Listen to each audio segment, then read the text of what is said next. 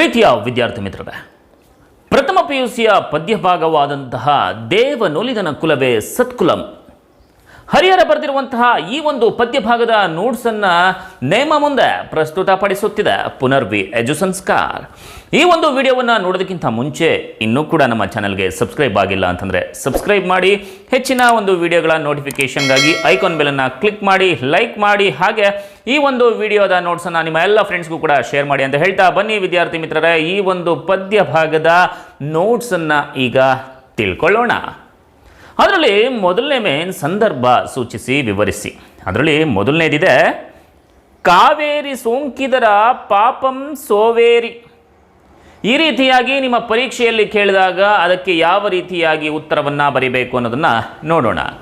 ಪ್ರಸ್ತುತ ವಾಕ್ಯವನ್ನು ಹರಿಹರ ಬರೆದಿರುವ ದೇವನೊಲಿದನ ಕುಲವೇ ಸತ್ಕುಲಂ ಎಂಬ ಪದ್ಯಭಾಗದಿಂದ ಆರಿಸಿಕೊಳ್ಳಲಾಗಿದೆ. ಕವಿ ಹರಿಹರನು ಚೋಳ ದೇಶವನ್ನು, ಅಲ್ಲಿ ಹರಿಯುತ್ತಿರುವ ಕಾವೇರಿ ನದಿಯನ್ನು ವರ್ಣಿಸುತ್ತಾ ಈ ಮಾತನ್ನು ಹೇಳಿದ್ದಾನೆ. ಶಿವನ ನೆಲೆಮನೆ ಎನಿಸಿರುವ ಚೋಳ ದೇಶವು ಶಿವಭಕ್ತರ ಸಮೂಹಕ್ಕೆ ಸುಖದ ನಿವಾಸದಂತೆ ತೋರುತ್ತಿತ್ತು. ಸದಾ ಹಚ್ಚ ಹಸಿರಿನಿಂದ ಕೂಡಿದೆ. ಅಲ್ಲಿ ಬೆಳೆಗಳೇ ಇಲ್ಲದ ಭೂಮಿ ಇಲ್ಲ, ಕಾಡುಗಳಿಲ್ಲದ ಊರುಗಳಿಲ್ಲ, ತಂಪಾದ ನೆರಳುಗಳಿಂದ ಕೂಡಿದ ಉದ್ಯಾನಗಳಿಲ್ಲದ ಜಾಗಗಳಿಲ್ಲ. ಅಲ್ಲಿ ಎಲ್ಲ ಜೀವರಾಶಿಗಳನ್ನು ಕಾಪಾಡುವ ಕಾವೇರಿ ಹರಿಯುವಳು. ಆ ಕಾವೇರಿಯ ನೀರು ಸೋಂಕಿದವರ ಪಾಪವನ್ನು ತೊಳೆಯುವುದು ಎಂದು ಹರಿಹರ ಹೇಳಿದ್ದಾನೆ. ಇನ್ನು ಎರಡನೆಯ ಸಂದರ್ಭವನ್ನು ನೋಡೋಣ ವಿದ್ಯಾರ್ಥಿ ಮಿತ್ರರೇ. ನೆಲದ ಮಳೆಯೊಳಗೆ ತೊಳಗುವ ನಿಧಾನದ ತಿಳಿದೆ. ಪ್ರಸ್ತುತ ವಾಕ್ಯವನ್ನು ಹರಿಹರ ಬರೆದಿರುವ ದೇವನೊಲಿದನ ಕುಲವೇ ಸತ್ಕುಲಂ ಎಂಬ ಪದ್ಯದಿಂದ ಆರಿಸಿಕೊಳ್ಳಲಾಗಿದೆ. ಚೆನ್ನಯ್ಯನು ಗುಪ್ತ ಭಕ್ತಿಯನ್ನು ವರ್ಣಿಸುವಾಗ ಕವಿ ಮಾತನ್ನು ಹೇಳಿದ್ದಾನೆ. ಚೆನ್ನನ ಗುಪ್ತ ಭಕ್ತಿಯು ಎಳ್ಳಿನಲ್ಲಿ ಅಡಗಿದ ಎಣ್ಣೆಯಂತೆ, ಕಟ್ಟಿಗೆಯೊಳಗೆ ಅಡಗಿದ ಬೆಂಕಿಯಂತೆ. ಹಾಗೆ ಚೆನ್ನನ ಗುಪ್ತ ಭಕ್ತಿಯು ಎಳ್ಳಿನಲ್ಲಿ ಅಡಗಿದ ಎಣ್ಣೆ ಅಂತ ಮತ್ತೆ ಹೇಳ್ತಾರೆ, ನೆಲದೊಳಗೆ ಅಡಗಿದ ನಿಧಿಯಂತೆ ಇದ್ದು ಹೊರಗೆ ಜಾತಿಗೆ ತಕ್ಕ ಕೆಲಸ ಮಾಡುತ್ತಾ ಇತರರು ಅರಿಯದಂತೆ ಅಂತರಂಗದಲ್ಲಿ ಲಿಂಗಾರ್ಚನೆಯಲ್ಲಿ ಸದಾ ತೊಡಗಿರ್ತಾನೆ ಎಂದು ಕವಿ ಹರಿಹರ ಹೇಳುತ್ತಾನೆ. ಇನ್ನು ಮೂರನೆಯ ಸಂದರ್ಭವನ್ನು ನೋಡೋಣ ವಿದ್ಯಾರ್ಥಿ ಮಿತ್ರರೇ. ಸೋಂಪೇಳಿ ಚಿತ್ತಜಾರಿಯ ಚಿತ್ತಮಂ ಸೋಂಕಿ. ಪ್ರಸ್ತುತ ವಾಕ್ಯವನ್ನು ಹರಿಹರ ಬರೆದಿರುವ ದೇವನೊಲಿದನ ಕುಲವೇ ಸತ್ಕುಲಂ ಎಂಬ ಪದ್ಯದಿಂದ ಆರಿಸಿಕೊಳ್ಳಲಾಗಿದೆ. ಕವಿ ಹರಿಹರನು ಚೋಳ ದೇಶವನ್ನು, ಅಲ್ಲಿ ಹರಿಯುತ್ತಿರುವ ಕಾವೇರಿ ನದಿಯನ್ನು ವರ್ಣಿಸುತ್ತಾ ಈ ಮಾತನ್ನು ಹೇಳಿದ್ದಾನೆ. ಚೆನ್ನನು ಎಂದಿನಂತೆ ಶಿವಲಿಂಗದ ಪೂಜೆಯನ್ನು ಮಾಡಿ ಅಧಿಕ ಸಂತೋಷದಿಂದ ಬೇಗನೆ ಕುದುರೆಗೆ ಹುಲ್ಲನ್ನು ಕೊಯ್ದು ಎತ್ತಿನ ಮೇಲೆ ಹೇರಿಕೊಂಡು ಕುದುರೆ ಲಾಯದ ಮುಂದೆ ಹಾಕಿ ಪ್ರತಿ ಕ್ಷಣವೂ ಕೂಡ ಶಿವ ಸ್ಮರಣೆಯಲ್ಲಿ ತಲ್ಲೀನರಾಗಿರುತ್ತಿದ್ದನು. ಇವನ ಗುಪ್ತ ಭಕ್ತಿ, ಕಾಯಕನಿಷ್ಠೆ ಶಿವನ ಮನಸ್ಸನ್ನು ಮುಟ್ಟಿತು ಎಂದು ಹರಿಹರ ಹೇಳುತ್ತಾನೆ. ಇನ್ನು ನಾಲ್ಕನೆಯ ಸಂದರ್ಭವನ್ನು ನೋಡೋಣ ವಿದ್ಯಾರ್ಥಿ ಮಿತ್ರರೇ.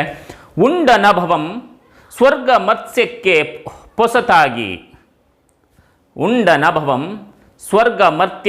ಪೊಸತಾಗಿ. ಈಗ ನೋಡೋಣ ಅದರ ಸರಿಯಾದ ಉತ್ತರ. ಪ್ರಸ್ತುತ ವಾಕ್ಯವನ್ನು ಹರಿಹರ ಬರೆದಿರುವ ದೇವನೊಲಿದನ ಕುಲವೇ ಸತ್ಕುಲಂ ಎಂಬ ಪದ್ಯದಿಂದ ಆರಿಸಿಕೊಳ್ಳಲಾಗಿದೆ. ಚೆನ್ನಯ್ಯನು ಭಕ್ತಿಯಿಂದ ನೀಡಿದ ಅಂಬಲಿಯನ್ನು ಶಿವ ಕುಡಿದ ಸಂದರ್ಭವನ್ನು ಹರಿಹರನು ಈ ರೀತಿಯಲ್ಲಿ ಹೇಳಿದ್ದಾನೆ. ಚೆನ್ನಯ್ಯನ ಮಡದಿ ನೀಡಿದ ಮಾವಿನ ಹಣ್ಣಿನಂತೆ ರುಚಿಯಾಗಿದ್ದ ಅಂಬಲಿಯನ್ನು ಶಿವನು 3 ಲೋಕಗಳು ಬೆರಗಾಗುವಂತೆ ಚೆನ್ನನೊಡನೆ ಅಂಬಲಿಯನ್ನು ಕುಡಿದನು. ಇದು ಸ್ವರ್ಗ ಮರ್ತ್ಯಗಳಿಗೆ ಹೊಸದಾಗಿ ಕಂಡಿತು ಎಂದು ಹರಿಹರ ವರ್ಣಿಸಿದ್ದಾನೆ. ಇನ್ನು ಐದನೆಯ ಸಂದರ್ಭವನ್ನು ನೋಡೋಣ ವಿದ್ಯಾರ್ಥಿ ಮಿತ್ರರೇ. ಆಹಾ ನಿಮ್ಮ ಅರಸುತನ ಎಮ್ಮಲ್ಲಿ ಮಾಳ್ಪರೆ ಅಂತಲೂ ಕೂಡ ಹೇಳ್ತೀವಿ. ಈ ಒಂದು ಪದ್ಯಭಾಗದ ಬರುವಂತಹ ಸಂದರ್ಭ ಸರಿಯಾದ ಉತ್ತರವನ್ನು ನೋಡೋಣ. ಪ್ರಸ್ತುತ ವಾಕ್ಯವನ್ನು ಹರಿಹರ ಬರೆದಿರುವ ದೇವನೊಲಿದನ ಕುಲವೇ ಸತ್ಕುಲಂ ಎಂಬ ಪದ್ಯದಿಂದ ಆರಿಸಿಕೊಳ್ಳಲಾಗಿದೆ. ಶಿವನು ಕರಿಕಾಲ ಚೋಳನಿಗೆ ಈ ಮೇಲಿನ ಮಾತನ್ನು ಹೇಳುತ್ತಾನೆ.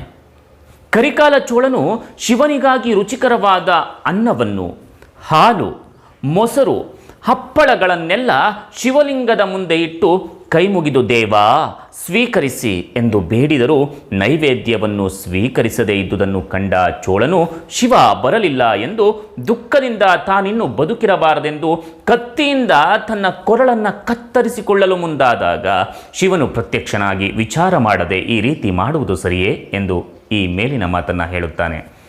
ಇನ್ನು 6ನೆಯ ಸಂದರ್ಭವನ್ನು ನೋಡೋಣ ವಿದ್ಯಾರ್ಥಿ ಮಿತ್ರರೇ. ನಿಂದು ಚೋಳಂ ಕೌತುಕಮಿಕ್ಕು ನೋಡುತ್ತಂ. ಇದಕ್ಕೆ ಸರಿಯಾದ ಉತ್ತರ ಪ್ರಸ್ತುತ ಮೇಲಿನ ವಾಕ್ಯವನ್ನು ಹರಿಹರ ಬರೆದಿರುವ ದೇವನೊಲಿದನ ಕುಲವೇ ಸತ್ಕುಲಂ ಎಂಬ ಪದ್ಯದಿಂದ ಆರಿಸಿಕೊಳ್ಳಲಾಗಿದೆ. ಈ ವಾಕ್ಯವನ್ನು ಕವಿ ಶಿವನು ಚೋಳರಾಜನಿಗೆ ಸಮಾಧಾನಪಡಿಸಿ ಶಿವಲಿಂಗದೊಳಗೆ ಹೋಗುವ ಸಂದರ್ಭದಲ್ಲಿ ಈ ಮಾತನ್ನು ವರ್ಣಿಸಲಾಗಿದೆ. ಚೋಳರಾಜನು ನೀಡಿದ ನೈವೇದ್ಯವನ್ನು ಶಿವನು ಸ್ವೀಕರಿಸದಿರಲು ದುಃಖದಿಂದ ಕರಿಕಾಲ ಚೋಳನು ತನ್ನ ಕತ್ತಿಯಿಂದ ಕೊರಳನ್ನು ಕತ್ತರಿಸಿಕೊಳ್ಳಲು ಮುಂದಾದಾಗ ಶಿವನು ಪ್ರತ್ಯಕ್ಷನಾಗಿ ವಿಚಾರ ಮಾಡದೆ ಈ ರೀತಿ ಮಾಡುವುದು ಸರಿಯೇ? ನಿನಗೆ ಸ್ವಲ್ಪವೂ ತಾಳ್ಮೆ ಇಲ್ಲ. ನಾನು ಚೆನ್ನನೊಡನೆ ಅಂಬಲಿಯನ್ನು ಸವಿದಿದ್ದೇನೆ, ನನಗೆ ಹಸಿವಿಲ್ಲ ಎಂದು ಹೇಳಿ ಶಿವನು ಶಿವಲಿಂಗದೊಳಗೆ ಹೋಗಲು ಚೋಳನು ನಿಂತು ಈ ದೃಶ್ಯವನ್ನು ಕುತೂಹಲದಿಂದ ನೋಡುತ್ತಿದ್ದುದಾಗಿ ಕವಿ ಹರಿಹರನು ಚಿತ್ರಿಸಿದ್ದಾನೆ. ಇನ್ನು 7ನೆಯ ಸಂದರ್ಭವನ್ನು ನೋಡೋಣ ವಿದ್ಯಾರ್ಥಿ ಮಿತ್ರರೇ. ಇಳಿಪಿದಂ ಸರ್ವಾಂಗಮಂ ಚೆನ್ನನಂಘ್ರಿಯೊಳು. ಪ್ರಸ್ತುತ ವಾಕ್ಯವನ್ನು ಹರಿಹರ ಬರೆದಿರುವ ದೇವನೊಲಿದನ ಕುಲವೇ ಸತ್ಕುಲಂ ಎಂಬ ಪದ್ಯದಿಂದ ಆರಿಸಿಕೊಳ್ಳಲಾಗಿದೆ. ಚೋಳರಾಜನು ತನ್ನ ಗುಪ್ತಭಕ್ತಿಯಿಂದ ಶಿವನನ್ನು ಒಲಿಸಿಕೊಂಡ ಮಾದಾರ ಚೆನ್ನಯ್ಯನಿಗೆ ನಮಸ್ಕರಿಸಿದ ಸಂದರ್ಭವನ್ನು ಹರಿಹರ ಈ ಮೇಲಿನಂತೆ ಹೇಳಿದ್ದಾನೆ. ಶಿವನು ಚೆನ್ನಯ್ಯನ ಮನೆಯಲ್ಲಿ ಅಂಬಲಿಯನ್ನು ಸೇವಿಸಿದನೆಂದು ಹೇಳಿ ಶಿವಲಿಂಗದಲ್ಲಿ ಹೋದ ಮೇಲೆ ಚೋಳರಾಜನು ಚೆನ್ನಯ್ಯನನ್ನು ಕಾಣುವ ಹಂಬಲದಿಂದ ಭಟರನ್ನು ಎಲ್ಲ ಕಡೆ ಕಳುಹಿಸಿ ಹುಡುಕಿಸಿ ಚೆನ್ನಯ್ಯನ ಗುಡಿಸಲಿಗೆ ಬಂದು ಗಣಪದವಿಗೆ ಅರ್ಹನಾದ ಚೆನ್ನಯ್ಯನನ್ನು ಕಂಡು ಕರಿಕಾಲ ಚೋಳನು ಆತನ ಪಾದಗಳಲ್ಲಿ ತನ್ನ ಸರ್ವಾಂಗವನ್ನು ಇಟ್ಟು ನಮಸ್ಕರಿಸುತ್ತಾನೆ. ಇನ್ನು 8ನೆಯ ಸಂದರ್ಭವನ್ನು ನೋಡೋಣ. ದೇವನುಲಿದನ ಕುಲವೇ ಸತ್ಕುಲಂ. ಪ್ರಸ್ತುತ ವಾಕ್ಯವನ್ನು ಹರಿಹರ ಬರೆದಿರುವ ದೇವನೊಲಿದನ ಕುಲವೇ ಸತ್ಕುಲಂ ಎಂಬ ಪದ್ಯದಿಂದ ಆರಿಸಿಕೊಳ್ಳಲಾಗಿದೆ. ಮಾದಾರ ಚೆನ್ನಯ್ಯನನ್ನು ಹುಡುಕಿಕೊಂಡು ಗುಡಿಸಿಲಿಗೆ ಬಂದು ಅವನ ಪಾದಗಳನ್ನು ಮುಟ್ಟಿ ನಮಸ್ಕರಿಸಿದಾಗ ಚೆನ್ನನು ರಾಜನಿಗೆ ಸೂರ್ಯವಂಶದ ಕನ್ನಡಿಯಂತಿರುವ ನೀನು ಈ ರೀತಿ ಮಾಡುವುದು ಸರಿಯೇ? ನನ್ನ ಕುಲವನ್ನು ನೋಡದೆ ನನ್ನ ಜಾತಿಯನ್ನು ತಿಳಿಯದೆ ಹೀಗೆ ನನ್ನ ಬಳಿ ಬಂದು ಈ ರೀತಿ ಮಾಡುವುದು ಸರಿಯೇ ಎಂದಾಗ ಕರಿಕಾಲ ಚೋಳನು ಈ ಮೇಲಿನ ಮಾತನ್ನು ಹೇಳುತ್ತಾನೆ. ಇನ್ನು 9ನೆಯ ಸಂದರ್ಭವನ್ನು ನೋಡೋಣ. ಮೇದಿನಿಗೆ ಬೀದಿಗರುವಾದುದೆನ್ನಯ್ಯ ಭಕ್ತಿ. ಪ್ರಸ್ತುತ ವಾಕ್ಯವನ್ನು ಹರಿಹರ ಬರೆದಿರುವ ದೇವನೊಲಿದನ ಕುಲವೇ ಸತ್ಕುಲಂ ಎಂಬ ಪದ್ಯದಿಂದ ಆರಿಸಿಕೊಳ್ಳಲಾಗಿದೆ. ತನ್ನ ಗುಪ್ತಭಕ್ತಿ ಬಯಲಾದುದಕ್ಕೆ ಕೋಪಗೊಂಡ ಚೆನ್ನಯ್ಯ ಶಿವನಿಗೆ ಈ ಮೇಲಿನ ವಾಕ್ಯವನ್ನು ಹೇಳುತ್ತಾನೆ. ಚೋಳರಾಜನು ಚೆನ್ನಯ್ಯನನ್ನ ಆನೆಯ ಮೇಲೆ ಕುಳ್ಳಿರಿಸಿಕೊಂಡು ಶಿವಾಲಯಕ್ಕೆ ಕರೆತರುತ್ತಾನೆ. ಆಗ ಶಿವ ಪ್ರತ್ಯಕ್ಷನಾದಾಗ ಚೆನ್ನಯ್ಯನು ತನ್ನ ಗುಪ್ತಭಕ್ತಿಯನ್ನು ಬಯಲಾಗುವಂತೆ ಮಾಡಿದ ಶಿವನನ್ನು ಕುರಿತು ಕೋಪದಿಂದ ನನ್ನನ್ನು ರಾಜನಿಂದ ಹೀಗೆ ಹಿಡಿದು ತರಿಸಿದೆಯಲ್ಲ, ರಾಜನಲ್ಲಿ ಈ ರೀತಿ ನೀನು ದೂರಬಹುದೇ? ನಾನೇನು ತಪ್ಪು ಮಾಡಿದೆ? ನಿನ್ನಲ್ಲಿ ಪದವಿಯನ್ನು ಬೇಡಿದನೆ, ಅಂಬಲಿಯನ್ನು ಅರ್ಪಿಸಿದ್ದಕ್ಕೆ ವೃಥ ಅಪವಾದ ಬರುವಂತೆ ದೂರುವುದು ಸರಿಯೇ? ನನ್ನ ಭಕ್ತಿ ಬೀದಿಗರುವಿನಂತೆ ಬಯಲಾಯಿತು ಎಂದು ಶಿವನಿಗೆ ಕೇಳುತ್ತಾನೆ. ವಿದ್ಯಾರ್ಥಿ ಮಿತ್ರರೇ, ಇದಿಷ್ಟು ಸಂದರ್ಭ ಸಹಿತ ವಿವರಿಸಿ ಅದಕ್ಕೆ ಸರಿಯಾದ ಉತ್ತರಗಳನ್ನು ಈಗ ತಿಳ್ಕೊಂಡಿದ್ದೀವಿ. ಮುಂದೆ 2ನೇ ಮೇನ್ ಒಂದು ವಾಕ್ಯದಲ್ಲಿ ಉತ್ತರಿಸಿ ನೋಡೋಣ. ಅದರಲ್ಲಿ ಮೊದಲನೇ ಪ್ರಶ್ನೆ, ಚೋಳ ದೇಶವು ಯಾರಿಗೆ ನೆಲೆಯಾಗಿತ್ತು? ಚೋಳ ದೇಶವು ಶಿವ ಭಕ್ತರಿಗೆ ನೆಲೆಯಾಗಿತ್ತು. 2ನೆಯ ಪ್ರಶ್ನೆ, ಚೋಳ ದೇಶವನ್ನು ಆಳುತ್ತಿದ್ದ ದೊರೆ ಯಾರು? ಚೋಳ ದೇಶವನ್ನು ಆಳುತ್ತಿದ್ದ ದೊರೆ ಕರಿಕಾಲ ಚೋಳ. ಇನ್ನು 3ನೆಯ ಪ್ರಶ್ನೆಯನ್ನು ನೋಡೋಣ. ಚೆನ್ನಯ್ಯನು ಮಾಡುತ್ತಿದ್ದ ಕಾಯಕ ಯಾವುದು? ಚೆನ್ನಯ್ಯನು ಮಾಡುತ್ತಿದ್ದ ಕಾಯಕ ಕುದುರೆಗೆ ಹುಲ್ಲು ತರುವುದು. ಇನ್ನು 4ನೆಯ ಪ್ರಶ್ನೆಯನ್ನು ನೋಡೋಣ. ಚೆನ್ನಯ್ಯನು ಹುಲ್ಲನ್ನು ಯಾವುದರ ಮೇಲೆ ಹೇರಿಕೊಂಡು ಬರುತ್ತಿದ್ದನೋ? ಇದಕ್ಕೆ ಸರಿಯಾದ ಉತ್ತರ, ಚೆನ್ನಯ್ಯನು ಹುಲ್ಲನ್ನು ಬೂದು ಬಣ್ಣದ ಎತ್ತಿನ ಮೇಲೆ ಹೇರಿಕೊಂಡು ಬರ್ತಾ ಇದ್ನು. ಎತ್ತಿನ ಮೈ ಮೇಲೆ ಹೇರಿಕೊಂಡು ಬರ್ತಾ ಇದ್ದ. ಇನ್ನು 5ನೆಯ ಪ್ರಶ್ನೆಯನ್ನು ನೋಡೋಣ. ಶಿವನು ಯಾರ ಜೊತೆ ಊಟ ಮಾಡಿದನು? ಶಿವನು ಮಾದಾರ ಚೆನ್ನಯ್ಯನ ಜೊತೆ ಊಟ ಮಾಡಿದನು. 6ನೆಯ ಪ್ರಶ್ನೆಯನ್ನು ನೋಡೋಣ. ಚೆನ್ನಯ್ಯನನ್ನು ಹುಡುಕಲು ಚೋಳರಾಜನು ಯಾರನ್ನು ಕಳುಹಿಸಿದನು? ಚೆನ್ನಯ್ಯನನ್ನು ಹುಡುಕಲು ಚೋಳರಾಜನು ದೂತರನ್ನು ಕಳುಹಿಸಿದನು. ಇನ್ನು 7ನೆಯ ಪ್ರಶ್ನೆಯನ್ನು ನೋಡೋಣ. ಚೋಳರಾಜನು ಚೆನ್ನಯ್ಯನನ್ನು ಶಿವಾಲಯಕ್ಕೆ ಹೇಗೆ ಕರೆತಂದನು? ಇದಕ್ಕೆ ಸರಿಯಾದ ಉತ್ತರ, ಚೋಳರಾಜನು ಚೆನ್ನಯ್ಯನನ್ನ ಶಿವಾಲಯಕ್ಕೆ ಪಟ್ಟದ ಆನೆಯ ಮೇಲೆ ಕರೆತಂದನು. ಇನ್ನು 8ನೆಯ ಪ್ರಶ್ನೆಯನ್ನು ನೋಡೋಣ. ಕೈಲಾಸದಲ್ಲಿ ಚೆನ್ನಯ್ಯನಿಗೆ ಯಾವ ಪದವಿ ಲಭಿಸಿತು? ಕೈಲಾಸದಲ್ಲಿ ಚೆನ್ನಯ್ಯನಿಗೆ ಗಣಪದವಿ ಲಭಿಸಿತು. ಇದಿಷ್ಟು ಒಂದು ವಾಕ್ಯದಲ್ಲಿ ಉತ್ತರಿಸಿ ವಿದ್ಯಾರ್ಥಿ ಮಿತ್ರರೇ. ಇನ್ನು 3ನೇ ಮೇನ್ 2-3 ವಾಕ್ಯಗಳಲ್ಲಿ ಉತ್ತರಿಸಿ. ಇದರ ಒಂದು ಪ್ರಶ್ನೆಗಳು ಹಾಗೂ ಉತ್ತರಗಳನ್ನು ನೋಡೋಣ. ಅದರಲ್ಲಿ ಮೊದಲನೇ ಪ್ರಶ್ನೆ, ಕಾವೇರಿ ನದಿಯ ಮಹಿಮೆ ಎಂತಹುದು? ತನ್ನನ್ನು ಸೋಂಕಿದವರ ಪಾಪವನ್ನು ತೊಳೆದು ಕಾಪಾಡುವ ಕಾವೇರಿ ನದಿ ನೀರು ಸಕಲ ಸಸ್ಯ ರಾಶಿಗಳನ್ನು ಸಹ ಕಾಪಾಡುವಳು. ಆ ಕಾವೇರಿ ನದಿ ನೀರು ಸಕಲ ಸಸ್ಯ ರಾಶಿಗಳನ್ನು ಸಹ ಕಾಪಾಡುವಳು ಅಂತ ಹೇಳ್ತಾ ಇದ್ದಾರೆ. ಹಾಗೆ 2ನೇ ಪ್ರಶ್ನೆಯನ್ನು ನೋಡೋಣ. ಚೆನ್ನಯ್ಯನ ಗುಪ್ತಭಕ್ತಿ ಯಾವ ರೀತಿಯದು? ಚೆನ್ನಯ್ಯನ ಗುಪ್ತಭಕ್ತಿ ಎಳ್ಳಿನೊಳಗಿನ ಎಣ್ಣೆಯಂತೆ, ಕಟ್ಟಿಗೆಯೊಳಗಿನ ಬೆಂಕಿಯಂತೆ, ಭೂಮಿಯಲ್ಲಿ ಅಡಗಿರುವ ನಿಧಿಯಂತೆ ಇತ್ತು. ಇನ್ನು 3ನೆಯ ಪ್ರಶ್ನೆಯನ್ನು ನೋಡೋಣ. ಶಿವಲಿಂಗವನ್ನು ಯಾವ ಯಾವ ಹೂಗಳಿಂದ ಚೆನ್ನಯ್ಯ ಸಿಂಗರಿಸುತ್ತಿದ್ದನು? ಇದಕ್ಕೆ ಸರಿಯಾದ ಉತ್ತರ, ಶಿವಲಿಂಗವನ್ನು ಪರಿಮಳದಿಂದ ಕೂಡಿರುವ ಮೊಲ್ಲೆ, ಮಲ್ಲಿಗೆ, ದೂರದವರೆಗೂ ಕಂಪನ್ನು ಹರಡುವ ಸಂಪಿಗೆಯ ಹೂ, ಸುರಗಿ, ಸುರಹೊನ್ನೆ, ಕೆಂಜಾಜಿ, ಚಂಗಣಗಿಲೆ ಮೊದಲಾದ ಹೂವುಗಳಿಂದ ಸಿಂಗರಿಸುತ್ತಿದ್ದನು. ಇನ್ನು 4ನೆಯ ಪ್ರಶ್ನೆಯನ್ನು ನೋಡೋಣ. ಚೋಳರಾಜ ಚೆನ್ನಯ್ಯನ ಪಾದಗಳನ್ನು ಹಿಡಿದಾಗ ಅವನ ಪ್ರತಿಕ್ರಿಯೆ ಏನು? ಇದಕ್ಕೆ ಸರಿಯಾದ ಉತ್ತರ, ಚೋಳರಾಜನು ಚೆನ್ನಯ್ಯನ ಪಾದಗಳ ಮೇಲೆ ತನ್ನ ಇಡೀ ದೇಹವನ್ನು ಇಟ್ಟು ನಮಸ್ಕರಿಸುತ್ತಿರುವಾಗ ಚೆನ್ನಯ್ಯನು, ನೀನು ಈ ರೀತಿ ನನ್ನ ಮನೆ ಬಾಗಿಲಿಗೆ ಬಂದಿರುವುದು ಸರಿಯೇ? ಸೂರ್ಯಕುಲಕ್ಕೆ ಕನ್ನಡಿಯಂತಿರುವ ನೀನು ನನ್ನ ಕುಲವನ್ನು ತಿಳಿಯದೆ ಈ ರೀತಿ ನಮಸ್ಕರಿಸುವುದು ಸರಿಯೇ ಎಂದು ಪ್ರತಿಕ್ರಿಯಿಸಿದನು. ಇನ್ನು 5ನೆಯ ಪ್ರಶ್ನೆಯನ್ನು ನೋಡೋಣ. ಶಿವನ ಮೇಲೆ ಚೆನ್ನಯ್ಯನು ಮುನಿಸಿಕೊಳ್ಳಲು ಕಾರಣವೇನು? ತಾನು ಅರಿಯದೆ ಅಂಬಲಿಯನ್ನು ನೀಡಿದ್ದಕ್ಕೆ ಶಿವನು ರಾಜನಲ್ಲಿ ದೂರುವುದೇ? ಚೋಳರಾಜನು ನನ್ನನ್ನು ಹಿಡಿದು ತರುವಂತೆ ಮಾಡಿದೆಯಲ್ಲ, ನಿನ್ನಲ್ಲಿ ಪದವಿಯನ್ನು ಬೇಡಿದನೆ, ನನ್ನ ಭಕ್ತಿ ಭೂಮಿಗೆಲ್ಲ ತಿಳಿಯುವಂತಾಯಿತಲ್ಲ, ನನ್ನ ಭಕ್ತಿ ಅಪವಾದವನ್ನು ತಂದಿಕ್ಕಿತಲ್ಲ, ಇನ್ನು ನಾನು ಈ ಭೂಮಿಯ ಮೇಲೆ ಇರಲಾರೆ ಎಂದು ಮುನಿಸಿಕೊಂಡನು. ಇನ್ನು 6ನೆಯ ಪ್ರಶ್ನೆಯನ್ನು ನೋಡೋಣ. ಶಿವನು ಚೆನ್ನಯ್ಯನನ್ನು ಹೇಗೆ ಸಮಾಧಾನಪಡಿಸಿದನು? ಚೆನ್ನಯ್ಯನು ತನ್ನ ಕೊರಳನ್ನು ಕತ್ತರಿಸಿಕೊಳ್ಳಲು ಮುಂದಾದಾಗ ಶಿವನು ಪ್ರತ್ಯಕ್ಷವಾಗಿ ಕತ್ತಿಯನ್ನು ಹಿಡಿದು ಚೆನ್ನಯ್ಯನಿಗೆ, ಅವಿಚಾರದಿಂದ ಈ ರೀತಿ ಮಾಡುವುದು ಸರಿಯೇ? ಮರೆತು ಚೋಳನಿಗೆ ನಿನ್ನ ವಿಚಾರವನ್ನು ಹೇಳಿದ್ದಕ್ಕೆ ಕೋಪವೇತಕ್ಕೆ? ತಾಳ್ಮೆ, ಸೈರಿಸು, ಆತುರವೇಕೆ ಎಂದು ಸಮಾಧಾನಪಡಿಸಿದನು. ಇದಿಷ್ಟು 2-3 ವಾಕ್ಯದಲ್ಲಿ ಉತ್ತರಿಸಿ ವಿದ್ಯಾರ್ಥಿ ಮಿತ್ರರೇ. ಇನ್ನು 4ನೇ ಮೇನ್ 5-6 ವಾಕ್ಯಗಳಲ್ಲಿ ಉತ್ತರಿಸಿ ನೋಡೋಣ. ಚೆನ್ನಯ್ಯ ತನ್ನ ಕಾಯಕವನ್ನು ಹೇಗೆ ಮಾಡುತ್ತಿದ್ದನು?